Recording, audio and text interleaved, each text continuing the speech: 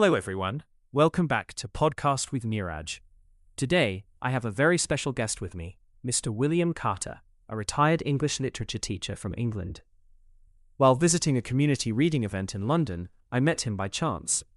During our conversation, he showed me an old handwritten letter that he had once written to his grandson.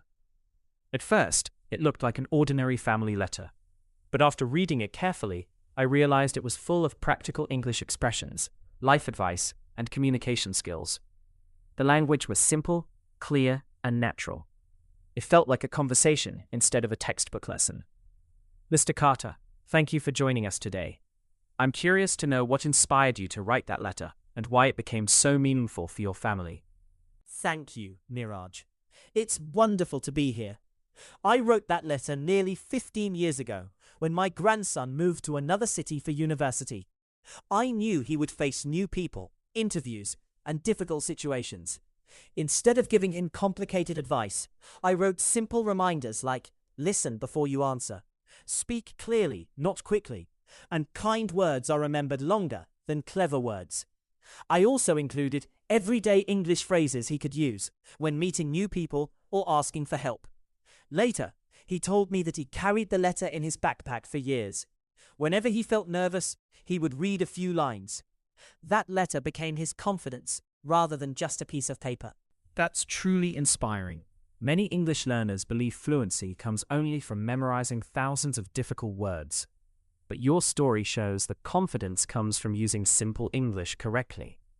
I noticed your letter focused more on communication than grammar. That's something many students forget today. They worry too much about making mistakes and stop speaking completely. In your opinion, what daily habits can help someone become a confident English speaker without feeling afraid of making errors? I think our listeners around the world would really benefit from practical advice they can start using immediately. The biggest secret is consistency. Spend just 15 minutes every day speaking English aloud. Read a newspaper article, describe your surroundings, or tell yourself what you did during the day. Don't chase perfection. Focus on clarity. When you hear a new word, don't only memorize it, use it in 3 different sentences. Also, ask questions during conversations. Good communication isn't only about speaking. It's about listening carefully. I always encouraged my students to smile, maintain eye contact, and speak slowly.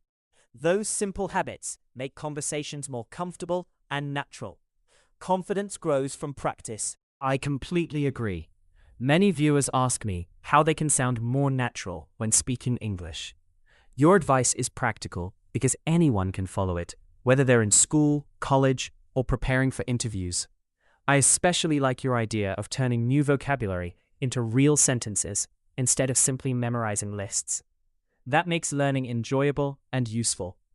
Before we finish today's conversation, could you share one final lesson from your famous letter, something every English learner should remember for the rest of their lives? Certainly. The final sentence in my letter was this: never be afraid of speaking in perfect English. Every confident speaker was once a nervous beginner. Those words still matter today. Language is a bridge between people, not a competition. Speak with kindness, curiosity, and patience.